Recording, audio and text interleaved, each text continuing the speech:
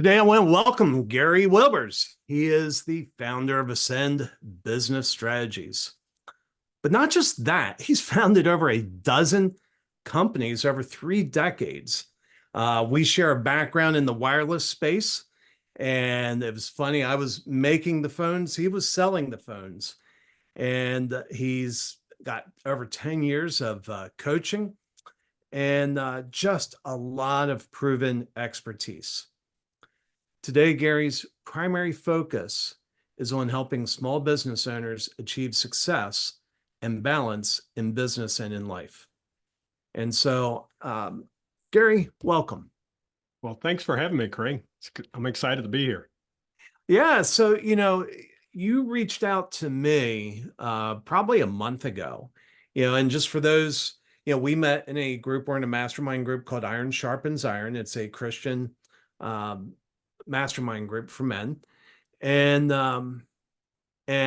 you reached out and we connected. It was so neat because I feel disconnected from much of my past. I spent 15 years in the wireless industry, and originally designing the phones that you were selling.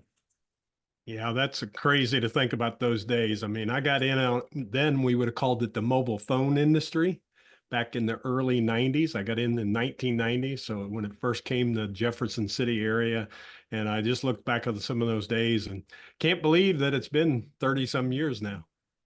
I know. And at Ericsson, I remember standing, we used to have a small building in Research Triangle Park before we built a big building that looked like a banker's building. And then we built another one next to it. But we were in this small 1-story, real basic building. And so when we had company-wide meetings, we'd just go out in the front lawn and they'd address us. And they were talking about our goal. The goal was to get to the saturation rate, which was 50%. And what that means is they believed they would ring the bell. We had hit the goal when 1 out of every 2 Americans had a mobile phone. Yeah, I just think now we're over 100% saturation. I remember the time when I got into it, and my dad, he was a good man, but of course he worked for the same company for 30 some years. And when I told him I was going to sell mobile phones, first he asked what the heck it was, and then he said, "That's just plumb crazy. Who's Yeah. going to buy those things?" He say, and you got to think this is an early 90s. It's very much the early adoption era. And, when I first started selling them, you went to business folks because, of course, they had more money and hopefully their business could be able to pay for it. But the change came when really it came to technology. Instead of people thinking, oh, it's just that uniqueness, it became that technology people needed. And then when we increased the coverage area, I mean, that's when the total game changed. Yeah. Well, and for me, I worked for Ericsson. One of the neat things about working for Ericsson was they were always at least a decade ahead on technology. They were focusing most of their efforts on what people would buy 5 or 10 years in the future. And but I remember one time I was over in Sweden. I was walking through the office on the weekend, and I saw some Swedes working, and they were hovered around this lab bench. And the one thing I learned was if you saw Swedes working on the weekend, figure out what they're up to. It's important. And I walked over and I said, guys, there's a fellow named Lars Nord that I knew. I was like, Lars, what's going on? And he said, oh, we're working on this new wireless standard. It's by this consortium of 5 companies. It's Nokia, Ericsson, IBM, Toshiba, and Intel. And we're pulling together this new wireless standard to make devices talk to each other. And they said, this is the prototype. We're flying it to the United States next week to show the consortium the first working prototype of this radio. Well, that was the original Bluetooth radio. I mean, I'm one of the first people in the world to see the first Bluetooth radio. And Ericsson had such a lead and they squandered it. And they did that again and again and again. And the thing that struck me is Ericsson came and went as a mobile phone maker while you persisted. You outlived Ericsson. And so I'm a little bit curious. I think, one of the things that we talked about covering today is lessons that you've learned along the road. And obviously, there were some lessons Ericsson should have learned. They should still be a dominant player on mobile phones, and they're not. They're not even in the game. What are some, I'm interested from your perspective. How did you see that coming in? What were some of the mistakes that you or others were making? And then what were some of the things that just worked and surprised you? Yeah. I was in the industry for 22 years. So one of the things I saw a lot of change that's happened in the industry that we've just talked about. But one of the biggest things I realized for myself is when I started out, we were truly that entrepreneur. You were generating the interest. You were really a marketing machine because we were a dealer or an agent, as they called us, for the AT&Ts back in the day, Southwest and Bell, Singular, if some people remember those names. So we were a dealer for them, an agent for them. So we had to adjust our business as they adjusted. Because the problem with the carrier was when they made a change, they thought it was no big deal.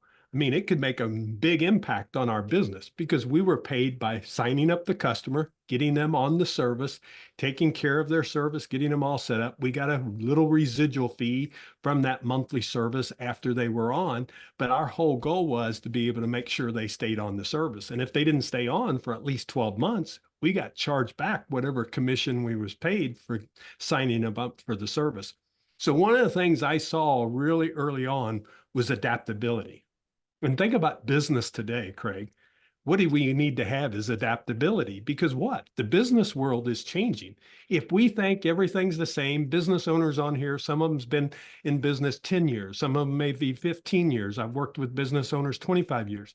But if you're not willing to change, you're going to go out of business. And I think sometimes we get too stuck. And I'll admit I had my challenges in it at times too, but we have to be willing to adapt and be able to go to where the market's going. So we have to be able to see things. What do we need to see? So adaptability is one of those that I felt like that we became good at. The other is we were really truly entrepreneurs because when I talk about marketing, we had to come with creative ways to get customers to sign up and get them excited about becoming part of the product.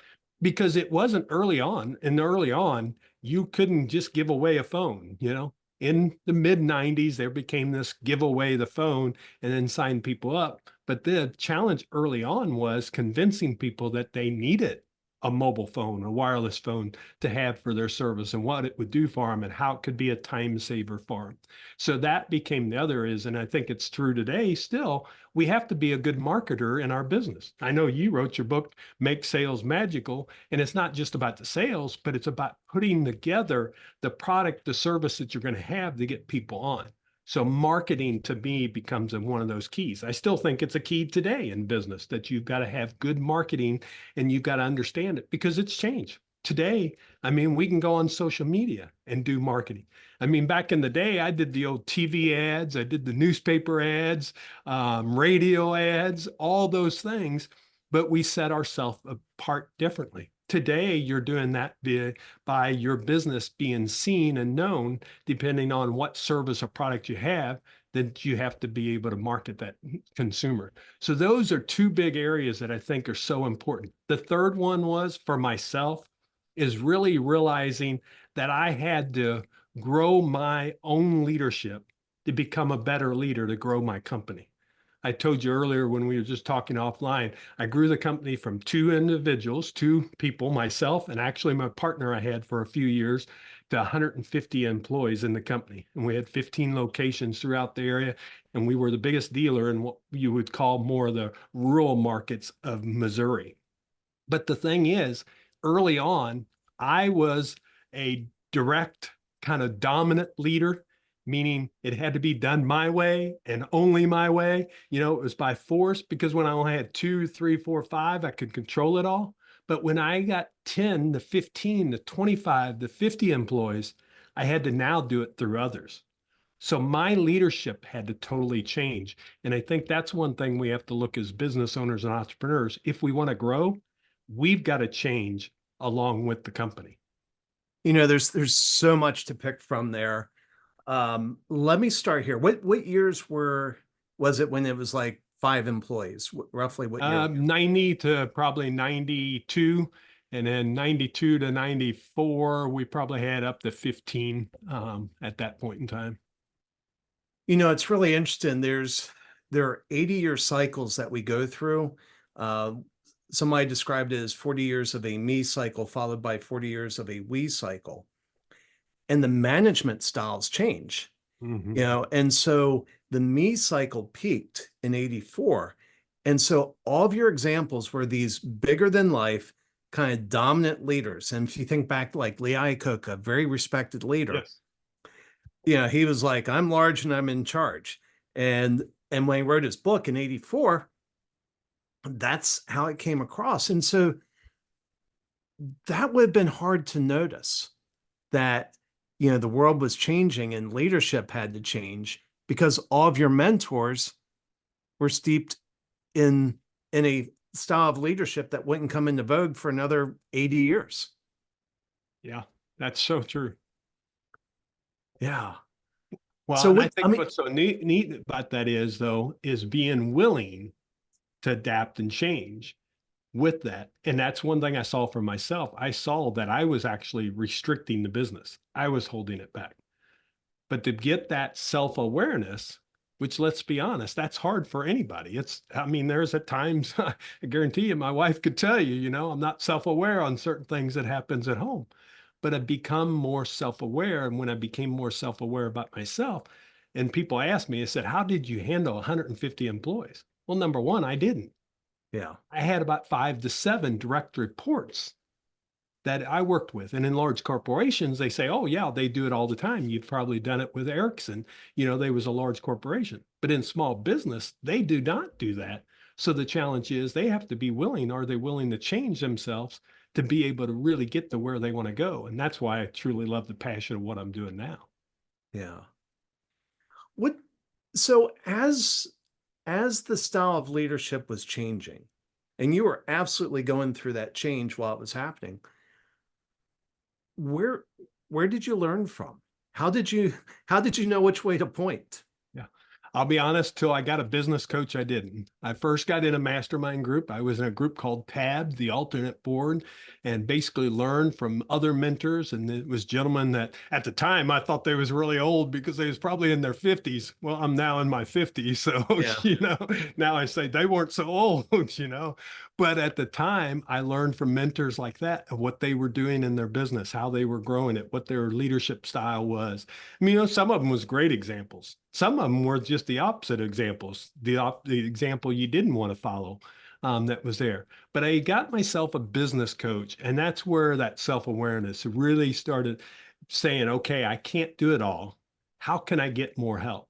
And then I just continued. And when I went through that phase, I went through a different phase. And I'm sure you know the name Dan Sullivan was Mhm. strategic coach in the 2000s. I was in a program with him.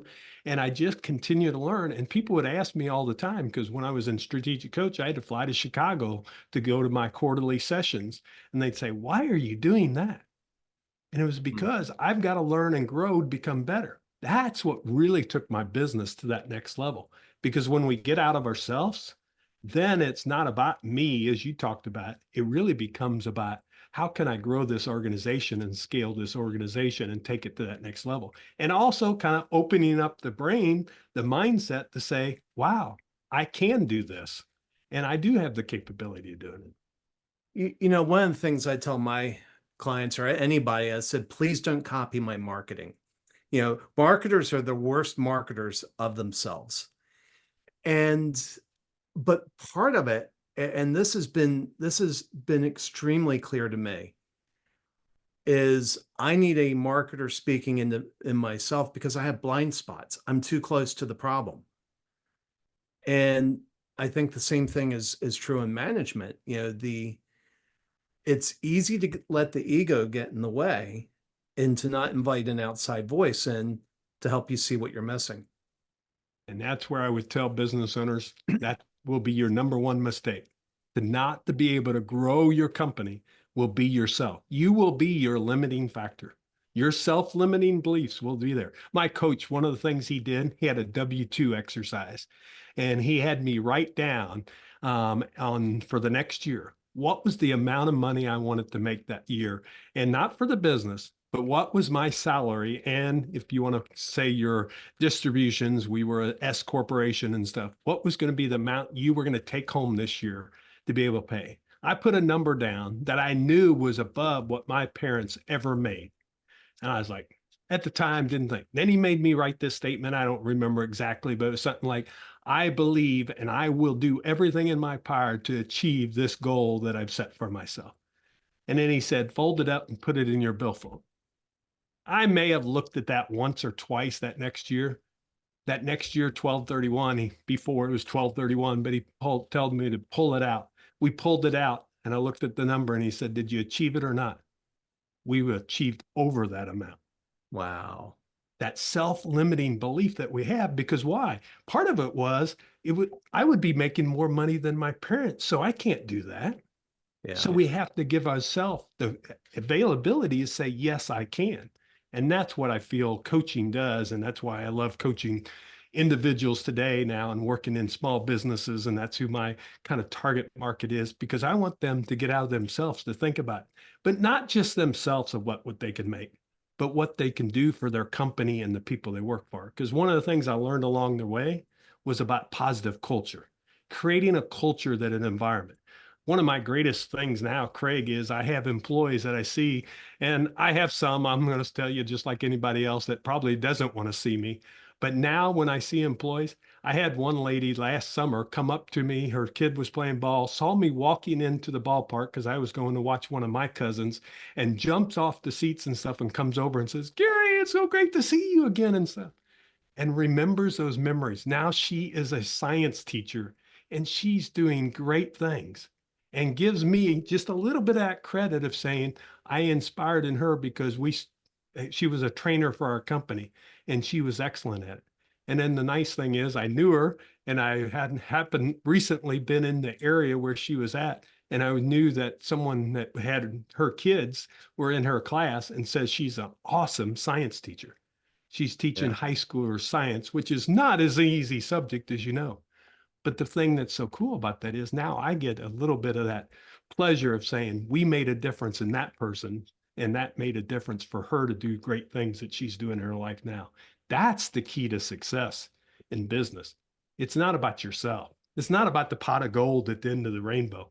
It's about what you can create and the legacies that you can create. We're talking about leaders and legacies here, the legacies that you can create for others. And I've had others come up to me, and I'll tell you, man, it makes a good heart sound. It was funny because in onboarding, I used to tell them when I got old, we always had a 401k and we had a 4% match, and people didn't understand that. We had a lot of young people in their 20s work for us because we was in retail sales, and a 4% match. I said, one thing I want somebody to do when I'm old and in my rocking chair, I want you to come say, well, you weren't such a bad SOB after all, because that retirement, now I'm retired enjoying that. And I Yeah. wanted them to see the benefits that they could create for themselves. And when I made that change to about from me to we, and I would even say our company, I think that's when magic started happening and we grew. Yeah. Well, and one thought that I always keep in mind, back to the whole idea of coaching. Michael Jordan, one of the best athletes of all time, he didn't have one coach. He had multiple coaches. And if somebody as talented and as excellent as Michael Jordan sees the need for coaches in his life, then there's nobody running a business that doesn't need at least one coach, if not multiple coaches, people who have different strengths. Yes, I agree totally with that, because that's what's going to make yourself better. And that's why Michael Jordan did it. That's why he became one of the elites. And you read about Jerry Rice or any of these guys, they had multiple coaches because they knew that made them better, not only on the field, but also in life. And I think that's the key too. And that's one area I get into. And you and I are in a mastermind together, and ours is a Christian mastermind, as you talked about. But it's about business and life. And too many business owners, I was down that path early on in my life, that I was going all about the success. It's really about the significance that you want to really attain in your life. You know, Yeah. who's going to show up? when that time comes for you that you need that extra person. And when you make significance, that shows up for you. Well, there's something you do that ties into significance, and you said it also impacted your company culture, and that's the Special Olympics. Can you tell us what got you involved in I mean, I don't know a single person on earth that's anti-Special Olympics, but most of us, like me, are kind of like cheering from the distance. What made you get in and get up close to it? Well, interesting story. I'll tell the short version. 1994, or 1991, I install a car phone for the new Special Olympics Missouri executive director at that time. We called him now. They're president and CEO of the organization here in Missouri. And he came in from Minnesota, and I installed his car phone. Still knows it was a Novatel. With some of them crazy things you can still remember and know. And back then, you had to have the vehicle for a whole day. So I took him back to work, picked him up afterwards. So when it was all done, had a lot of conversation, told me it was with Special Olympics. We got the activation, so that's how we got paid. We actually charged back then, you charged for the installation, but I said because it was a nonprofit, no charge, we'll take care of that. Well, he was new to Jefferson City, so we kept seeing each other in a few different places. 1994, he finally convinced me to go to a Special Olympics game. And that is when I got hooked. We were down at Fort Leonard Wood at that time. You could get on the military bases before 2001, and had a stealth bomber come across. All the military personnel was cheering on the athletes and stuff. I literally had hair stand up on my arm. And then I volunteered the next day, and I was kind of hooked from there. But every year I would go back to help on these events. And the only challenge was the day before the event, I would think, oh, I got so much to do, I shouldn't go. The day after I went to the event, driving home, I would not care about what happened and what was going on in the business because got so much joy from participating. Then we've got our team involved. We got them doing fundraising events, and we put it within our company. We did the polar plunges and raised money for Special Olympics. And as we got our team involved, eventually they invited me to be on the Special Olympics Missouri board, statewide board, and I got involved in that. In 2012, I sold my company. In 2013, I had the president and CEO, and at that time, and the board president come to me and asked me if I would chair the capital campaign because we wanted to build a $16.5 million training facility for the athletes here in the state of Missouri. Of course, they knew I had just sold the business, so they thought I had a little more time. I took on that challenge. Took us about 5.5 years to get there. It was a 3-year plan that took about 5.5 years. But between the people, I don't want to take credit whatsoever, but I was more or less the cheerleader. We got it across the finish line, and we opened that facility. And that was one of the proudest days of my life because seeing the athletes' faces, and one of the things we always told them, it was going to be their home, and seeing their faces when they walked in that facility and the how proud they were was just amazing, Craig.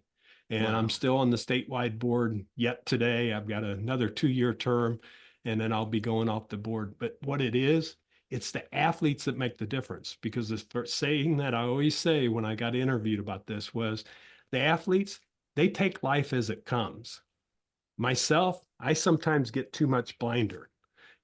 I get too serious and too go after this goal, being able to achieve that. The athletes appreciate you for who you are. When they see you, Gary, it's so great to see you. They're just happy to see you. And I Yeah. truly think they were put on this earth for God created them to help us learn how to live better. Because Mm, what do? They know how to live. They take the moment that they have. And you don't have to feel sorry for them at all. Instead, we're giving them opportunities to truly live. And what's happened with Special Olympics, we've seen that if they participate in Special Olympics, there's 60% of the athletes that are in Special Olympics Missouri have a job, and wow. they're heavier in the workforce. You take the population that's not in Special Olympics, it's around 12 to 14%. So the Mm. difference it makes by them doing sports, and now we're not doing just sports, we're doing health, we're doing a lot of other things. It's really training for life. And that's what we called our campus, was the Missouri Special Olympics Training for Life campus, because we want to train them for life because they can go out and make a difference in their community. My golf partner, my unified golf partner, we've been playing almost 20 years together now. He works at Culver's. He cleans the Mhm. tables, busses them, but everyone knows Keith. If you go in that Culver's and if you've gone in it more than one time, he knows you and he always welcomes people. So for the uninformed, Culver's is it's like a burger joint that's famous for their milkshakes or ice Yeah. cream. Yes. Okay. Milkshakes, ice cream, and he works there. He's been working there, I don't know, 10 plus years. And he just one of those individuals that just he lights up a room and stuff because why? He's just glad to see people and he's always saying hi. And we're golf partners now. We play unified golf in the Special Olympics, and it's one of my greatest thrills to do. And he actually called me yesterday and he says, when are we going to go play golf again? Because we got to practice that for our upcoming regional tournament that's coming up in later this year. Yeah, that's so awesome. There's one thing you mentioned earlier. We're running long, but I want to make sure we cover this because I think you have a unique insight. And I was watching something recently about how somebody who has a manufacturing business where they ship through Amazon and how Amazon has just really made their life hard. And I look at people who build businesses on platforms. Amazon's a platform, YouTube's a platform. You have these different platforms and you're kind of at the mercy of them. Well, you lived that. Your platform was AT&T. And what you said earlier, they basically you were taking all the risk. You had to do their marketing for them. You had to assume the first year's risk that they would stay on as a customer. And that would be, from one angle, it's nice to be able to hitch your wagon to such a large platform, but it's very limiting. And so, what would be your advice? One, I guess a couple questions. One, should people avoid hitching their wagon to a big platform? Should they build their own platform? Or if, what would you recommend to people that do hook up to platforms? I think the biggest thing, if you hook up to a platform, just know that that platform, don't let that be your only source. If at all possible, if there's a ways that you can also build, because a lot of times, just like in certain things, you can build your platform, but you can have that one item that you're working with. But how can you build a subsidiary right along with that? That's when I had my business. I started some other subsidiary businesses because it made sense instead of just being only in one direction. So that could be an option. For some, that may be too much. If that's too much, then it's about how can I still capture the customer to be able to get them what they need. So one of the ways that we did this is like we came up with other products and services. Now your agreement's got to allow you to do that, but like we had our own protection program. And that was kind of where if people ended up dropping their phone or breaking it, we could actually protect it. Became another revenue source. So always think about how can you get additional revenue. You're the entrepreneur. So you're the person that's got to think of new ways and get creative on being able to create that. And then, like anyone, if you're hooked up with a platform, can you capture that information too? Everyone wants to say email's dead. Email is not dead. Yeah.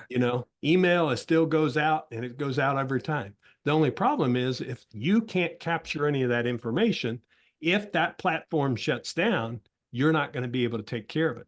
But if you have your own platform where you're able to capture that information first, and maybe then it goes to their platform, that would be my suggestion to you. Always think creatively so you can have that direct contact with the customer. Some of these big platforms make it very hard, as we know, Amazon's one, they're going to take the information and they're not going to send you, they're just going to tell you how many sales you had and get paid.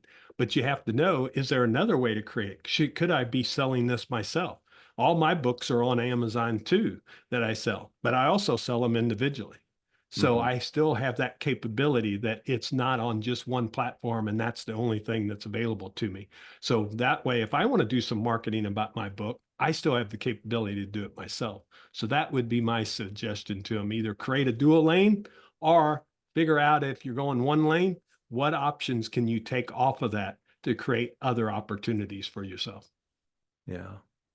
Yeah, that's so wise because there are, and I would just address it from a marketing standpoint.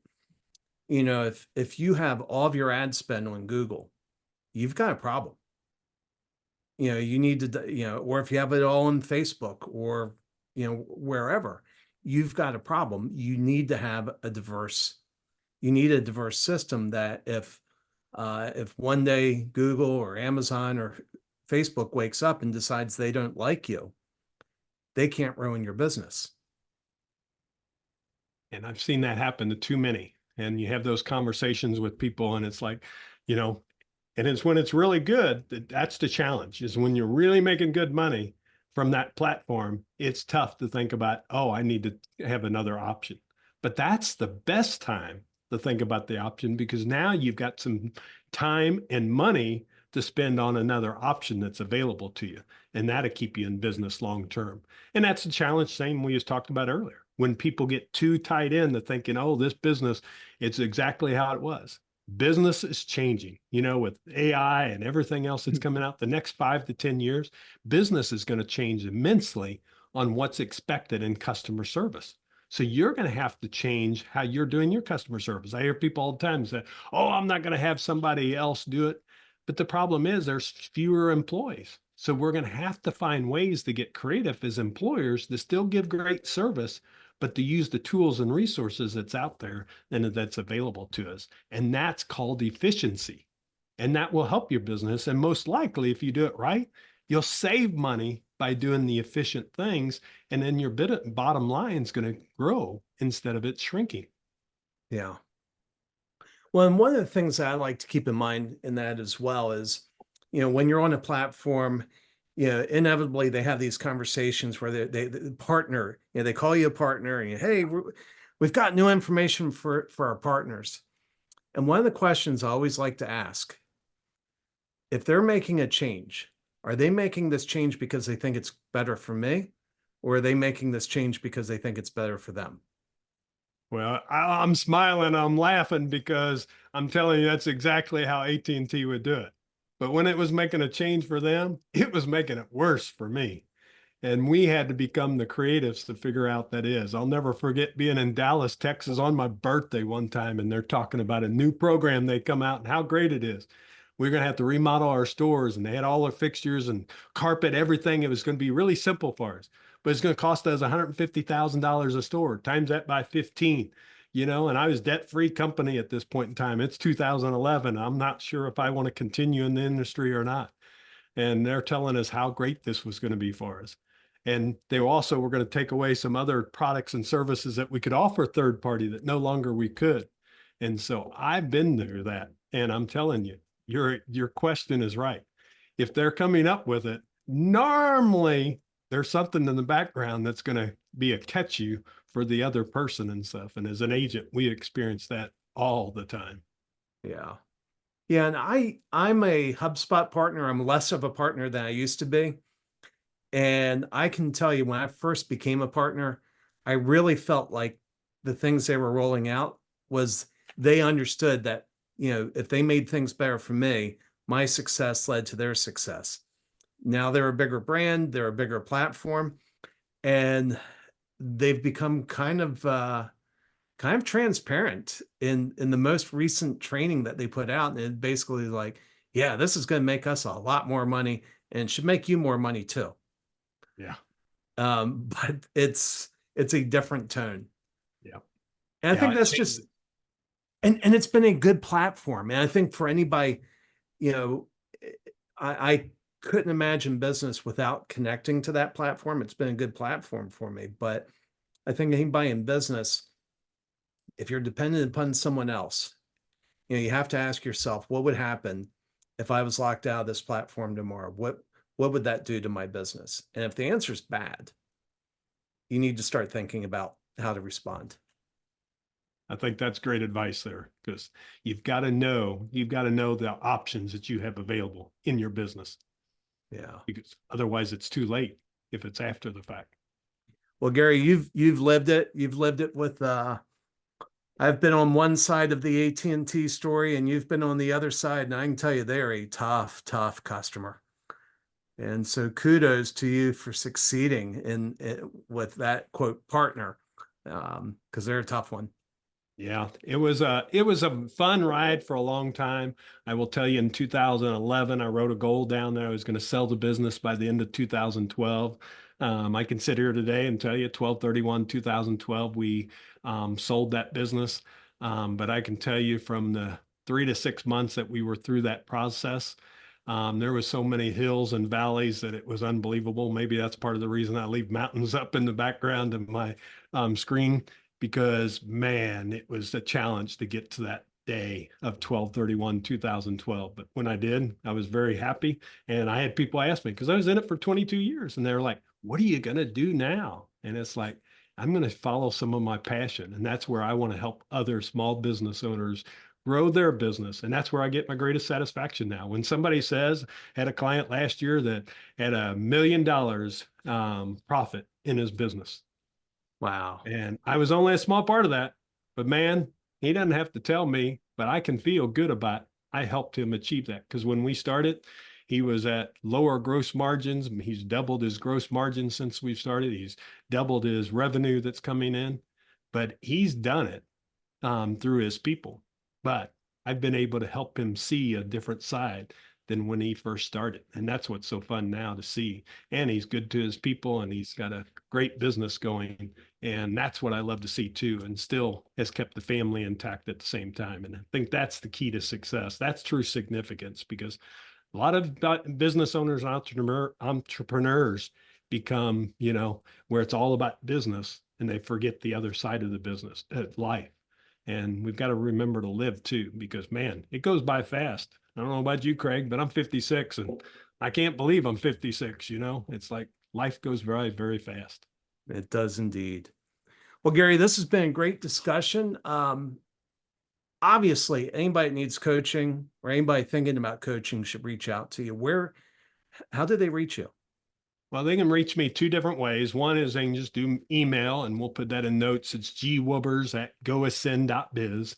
And GoAscend's a little bit unique, so we'll have that in show notes and stuff. And then another great way is, if you really want to see where your business is at and you want some feedback on that, I have a business assessment. And we'll put that in show notes that they can access that business assessment. It'll take you about 10 minutes to do. You're going to have to think a little bit. It's not easy.